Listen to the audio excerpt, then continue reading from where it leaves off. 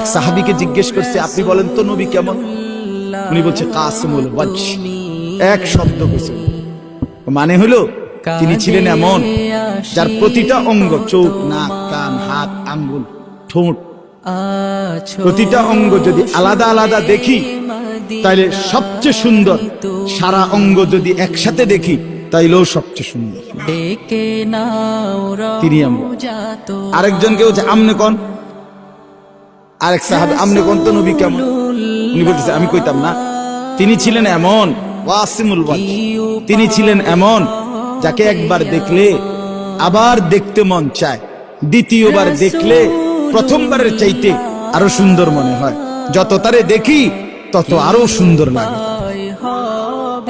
তিনি রাসূলুল্লাহ সাল্লাল্লাহু আলাইহি ওয়াসাল্লাম।